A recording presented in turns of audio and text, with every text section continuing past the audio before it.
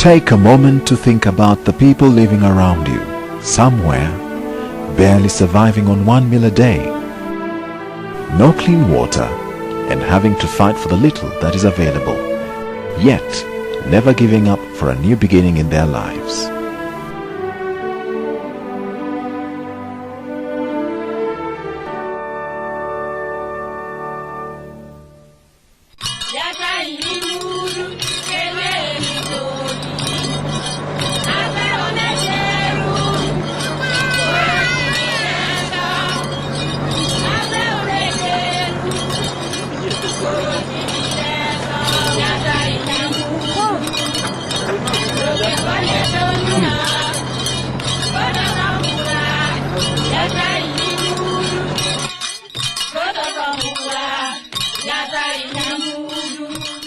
These are voices of women and men in Soroti, living an unusual life in internally displaced people's camps.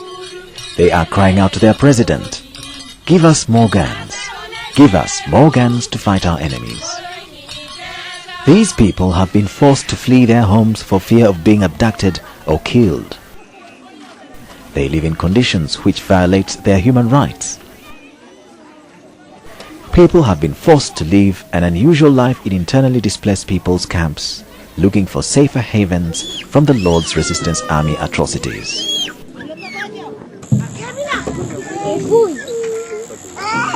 The people you have just seen live in Africa, in a small country, Uganda, lying along the equator, bordering Kenya, Tanzania, Democratic Republic of Congo, and Sudan.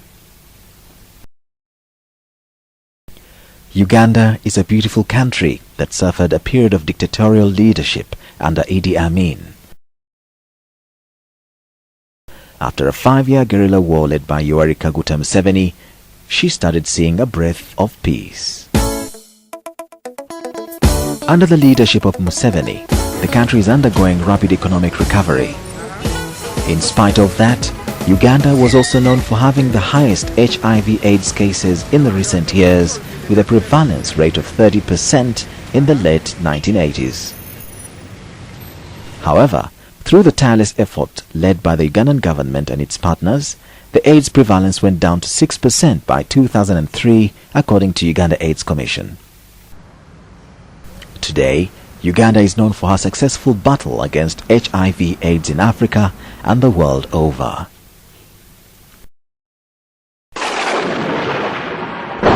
In spite of the successful fight against HIV/AIDS, Uganda has had a civil rebellion since 1986, causing insecurity in the northern and eastern regions. The LRA rebellion, led by Joseph Kony, has been the most persistent in the years. When they attacked Teso region in 2003, it brought about the greatest conflict and insecurity ever registered in the history of Soroti district, when many people fled their homes to live in camps in Soroti town. They have terrorized many areas including Kapelabyong, Katakwi and Kabiramaido. The LRA invasion is not the first conflict in Teso region. Conflicts here began 3 decades ago, centered on food and water shortages in the neighboring districts and Teso in general. The neighboring Karamojong, like the Iteso, are cattle keepers. During the dry season, they can hardly get enough water for their animals. As a result, they move to Teso region in search of more water for their animals. Because available water is not sufficient for the Teso people, the Karimojong fight the Iteso over the monopoly. The Karimojong attack homes of the Iteso, rape women and steal their cattle. To make matters worse, the Karimojong have been armed with guns since the 1970s. This place has experienced all the conflicts which have been in the north and the conflicts which have been here and not in the north. Some of them are the Karamojong conflict. It has been here for all the decades. It has never been in the north. Lakwena fought here, Kony fought here, one time was in Serere, this is the second time he entered here. The UPA war was here, and many others. So this is a war or a conflict area which has not received a lot of attention from the international community and from government is because things happen and they stop. And when it stops, it's assumed that everything has healed and everything has been put in order. But a lot of people are suffering with a lot of trauma and agony as a result of the wars and conflicts which have been in this place. Itongada iloto je singara ini jokeri dwe che iloso jangi tibore baka bikera ngune sisi iloto jo town nginada mo paka selimono so bikera ngune sisi te bakbongu jangi ni mo nyakio esaka imonyo okwe apugani ngara kaso Mera komichani ba okwe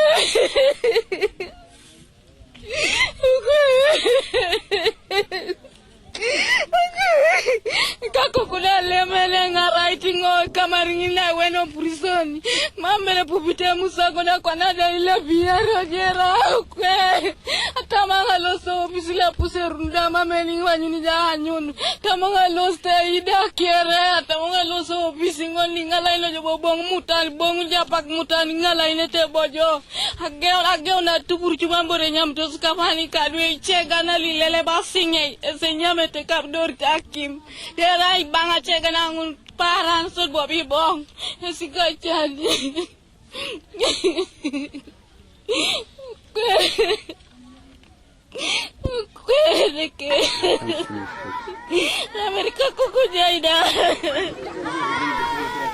This scenario results into the IDP camps in Soroti municipality. Over 140,000 children, men and women live in Soroti municipality in 5 camps. All these people fled their homes when the LRA rebels attacked their villages. Living conditions in these camps are devastating. Families survive on barely 1 meal a day, while getting clean water still remains a huge challenge. Today is a golden day in this camp. It's the day of the week when the internally displaced people living in this camp can get clean water from their taps. The taps are opened one day in a week. The women and children collect as much as they can keep in their small huts. The tap water was provided by Concern, a non-governmental organization operating in the area. During the days when tap water is not available, the women and children collect water from this shallow well. The same well is used by animals and brick makers.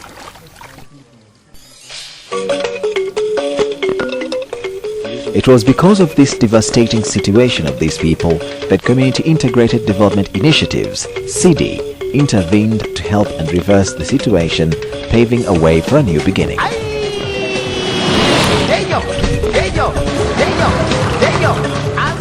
Having worked in Soroti district for the last 3 years, CIDI staff identified an immediate need, contributing to post-conflict peace-building initiatives as a way of boosting development. Through several programs, CIDI will undertake the task of resolving conflict by using water and sanitation as the entry point. Dan Semakula is the senior project officer. Well, CIDI carried out a baseline survey in the northeastern part of this country, and particularly in Soroti. Aware of the fact that it had gone through insurgents for the last 3 decades, it was important to go and assist these people who are simply coming out of these war situations. It was important to go and try to assist these people in resettling down and addressing these issues. CIDI will champion that job, but CIDI is very much aware that it's supplementing government efforts, and therefore our partner number 1 is government, whom we are trying to assist to fulfill its mandate. But there are other non-government organizations, there are CBOs, the opinion leaders and traditional leaders. CIDI will collaborate with all these to ensure that the project realizes the objectives for which it is set. First and foremost, we are going to train the training of trainers, whom we will identify and be selected by all those categories of people whom I have mentioned earlier, so that one of the criteria to be used is that they must be based in the community, their respective communities, because they must serve the communities and they must act as a multiplying factor in training those communities. So we think that when we train trainers, then we would have achieved our objectives, whereby the common man on the village will receive much of the skills which we are trying to impart. So all our energies will be maximized on training of trainers and also impressing upon them so that they are attached also to other service providers in the area. We are aware there are also other service providers whom we can't do without. And it is in that regard that the training of trainers or the trainees in that matter will be attached to government extension workers and other people within those localities to enhance the job for sustainability of the project once it phases out in this. Because the project belongs to the people and must remain with the people.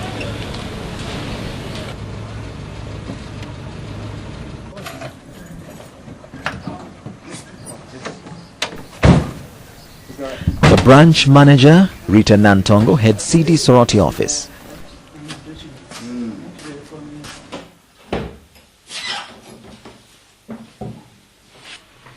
Today, she's holding the first meeting with newly recruited staff.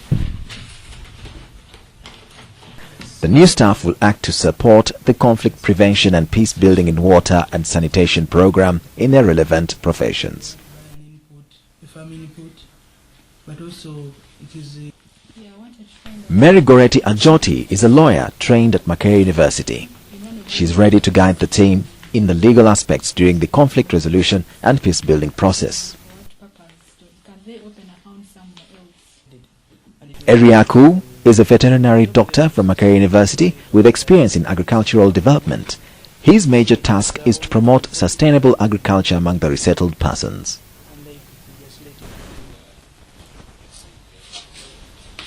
CIDI's program of post-conflict resolution and peace building is in line with the Uganda government's effort of rehabilitation and enjoys support from the central government. Echweru Musa is the resident district commissioner. On the 27th day of August in 2004, Musa Echweru launched CIDI's program in Soroti. Yeah, for CIDI and other development partners, our commitment, our determination to partner with them is total. It's not questionable. Because we think when they succeed, then we have succeeded as a government. So we want to make sure that they come here and expand. Like I said today, I want them to grow. I saw them come here when they were like toddlers. I've seen them try to set up a structure that looks like they are maturing. But I would want them to grow and multiply. Multiply by opening branches in the whole sub-region of Teso.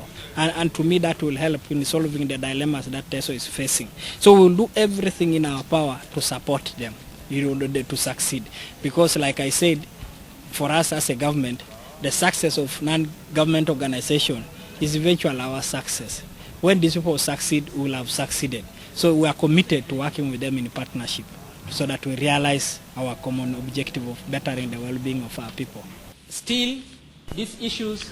After its launch, the program immediately commenced with a training workshop. Participants included IDP camp leaders, farmer groups leaders, school teachers, councillors, among others. It was conducted in Soroti town. It's through such activities that CIDI intends to empower the people in Soroti with the skills to avoid conflict and war. Because you are talking about water and sanitation. In 1998, when I was in my O-level, my father was killed during the rebellion by UPA and the government. And that was a very trying moment for me. And all along we read under very difficult circumstances, where most often we were attacked by soldiers or rebels at school. And we did our exams when we had been beaten. I think that was not a very nice experience for me. And after that, when I started work, I also experienced a number of issues related to conflict. One of the nasty ones was the killing of people in Ingariam, 17 people, and I happened to go there. I've seen people being killed. One experience was we entered an ambush when we were going to school, and the rebels opened fire. The most saddening thing is how a bullet can shoot a person. 3 soldiers landed in front of us, and blood was all over. And the next thing we saw was when Lakwen attacked, and how people passed by. F-14s were released, and they used very big bullets. We saw people's bodies smashed and scattered all over the place. All this for a long time has been a very, very traumatizing experience. This is how we have lived in this place, and we shall continue to live like that until maybe the government and the international community puts more attention to the northeastern conflict. Participants shared their views and reactions in the same line of effective use of water. Many of the participants here are very much excited, and they look like they have been awakened from the sleeping they have been having. They are very interested in the topics, and they feel they have been missing out a lot. They have not been able to participate in the development process.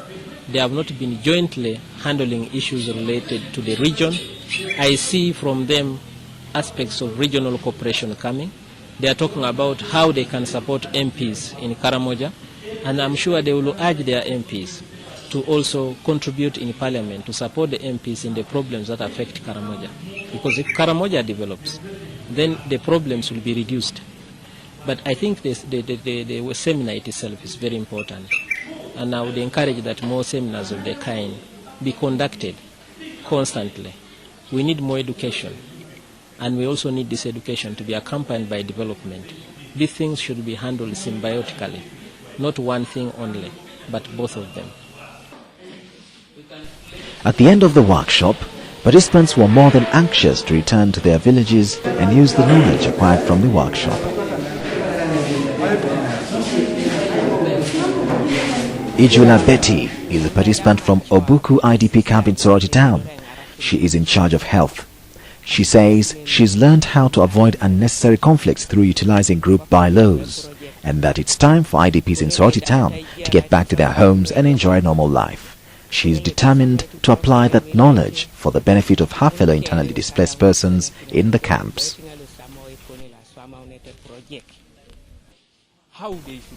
Ochura Moses is another participant from Awarwari parish. He is the LC3 councillor for Gweri sub-county. This workshop has created more knowledge to my own understanding, which I believe that if I put into practice, it will help me a lot. Not me alone, but even with my friends who have attended this workshop. Because all along we have been having conflicts which were supposed to be handled within ourselves, but they ended up resulting into death, into very big cases, reaching to high costs. But right now, after this course, after this workshop, I'm very, very much well versed that we shall be handling them systematically in the village there. We have already agreed within our team that we are going to organize for meetings, and from those meetings we are going to pass this information to our community group members and even the neighboring people who will be able to attend.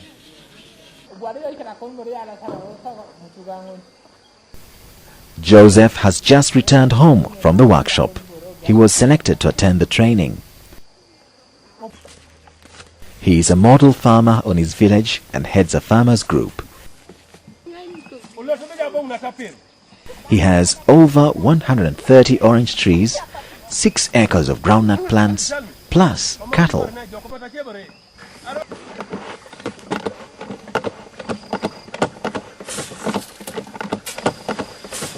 When the LRA rebels attacked his home in September 2003, he fled with his family to find refuge in an IDP camp in Soroti town. The rebels looted all his property and burned 3 of his houses. Joseph Okello was assisted by CIDI to resettle in his home 4 months ago. It was his turning point to a new beginning.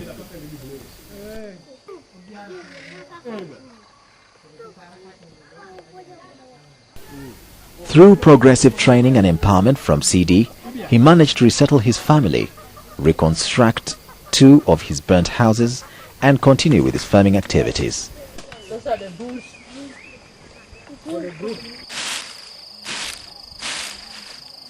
It's CIDI's vision to see that other internally displaced persons still living in the camp get back to their homes and take on development projects.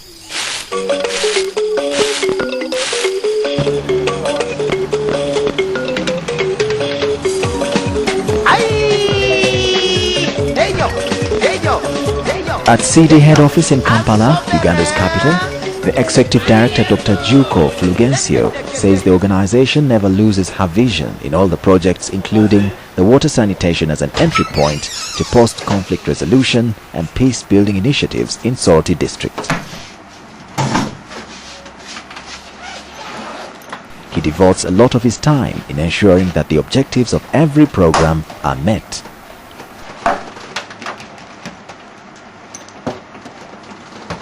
CIDI is trying to mainstream peace building within the programs which we are running, so that it becomes part and parcel of the communities in their day-to-day activities. We appreciate there are some efforts of other agencies who are trying to support in some ways or other by, say, creating bodies like the Uganda Human Rights Commission is doing quite a lot of work there. But the difference is that for us, we are mainstreaming these peace initiatives within the activities of the people. It will be difficult to implement all these programs without working with the partners. And first of all, I would like to appreciate the support we are getting from the government officials in that area. Particularly, I would mention the RDC, who is very positive in all the programs, and we have participated in most of our activities, the launch of CIDI activities, and also our workshops which we have arranged. We are also grateful to the Human Rights Commission. We have been in consultations with them. We have participated in their workshops. They have also participated in our own workshops. Also other NGOs like World Vision, and even other government staff like the Department of Animal Industry and the Fisheries, and especially the District Extension Coordination Office, District Veterinary Office, and also the District Agriculture Office.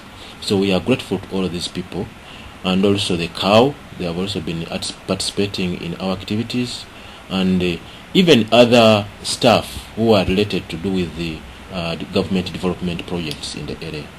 We are also grateful to external partners, like for instance the conflict resolution project is supported by United States Institute of Peace, who are supporting that component. We are also grateful to Caritas Denmark, who are funding the agricultural component, and other people who have come in morally to support our activities. Joseph's story is one among the many. Many of such people live to appreciate CIDI and her partners for their role in this initiative. For the many persons still in IDP camps, a new beginning has come. It is the time to get back home and continue a normal family life. It is for every Ugandan to enjoy the beauty and resources of their land.